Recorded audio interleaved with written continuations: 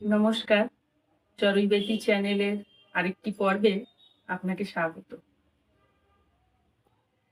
গুরুভক্তি শুধু আবেগ নয়, এটি আত্মসমর্পণ, বিশ্বাস এবং অন্তরের রূপান্তরের পথ। গুরু পূর্ণিমার বিশেষ পর্বে আমরা আলোচনা করব সত্যিকারের গুরুভক্তির অর্থ এবং জীবনে তার প্রভাব। গুরুর চরণে আত্মসমর্পণ করাই হলো গুরুভক্তি। গুরু যে পথে চরম লক্ষ্যে পৌঁছেছেন, তিনি সেই পথেই শিষ্যকেও তার লক্ষ্যে পৌঁছে দেন।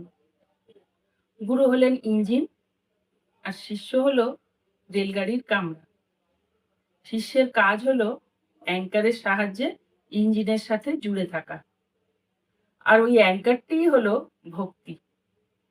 এই ভক্তি নিয়ে মহাপুরুষেরা পাতার পর পাতা লিখে গেছেন, বলে গেছেন, কিন্তু আমরা কতটুকুই বা তার বুঝতে পারি, উপলব্ধি করতে পারি। তাই গুরুকে শুধু এটুকু বললেই হবে, তুমি আমার, আমি তোমার। তুমি আমার হাত ধরে নিয়ে চলো। আমি তো কিছুই বুঝি না, কিছুই জানি না। দুঃখে বেদনায় আমি তোমার চরণেই অশ্রুপাত করি। সুখের সময় তোমাকেই স্মরণ করি, তোমাকেই ধন্যবাদ জানাই। এটুকুই আমার সম্বল, এটুকুই আমার ভক্তি। এই নিয়েই তুমি তৃপ্ত হও, প্রীত হও। তোমার কল্যাণকর হস্ত সদা সর্বদা আমার মাথায় রাখো।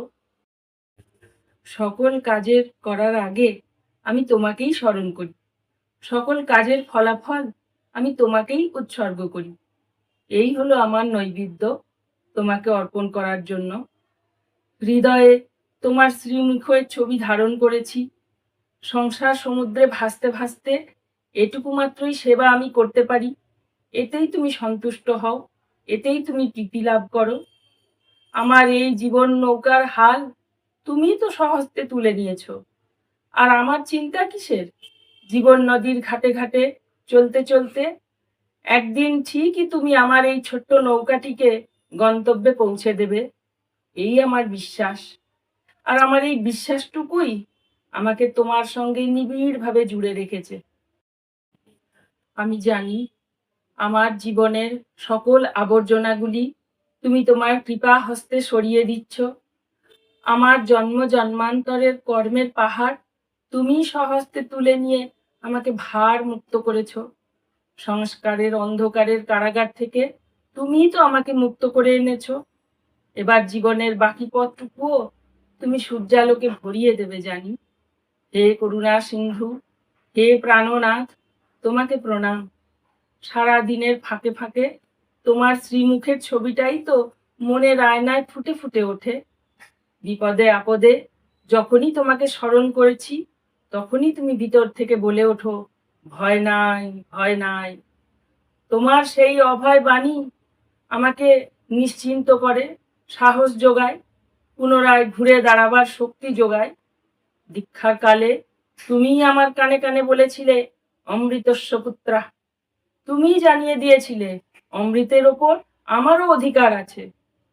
আমি সেই অমৃতের সন্ধানের অভিযাত্রী, আর তুমিই আমার পথপ্রদর্শক, আমার কান্ডারি, আমার রেলগাড়ির ইঞ্জিন। জয় শ্রী গুরুর জয়, জয় শ্রী গুরুর জয়।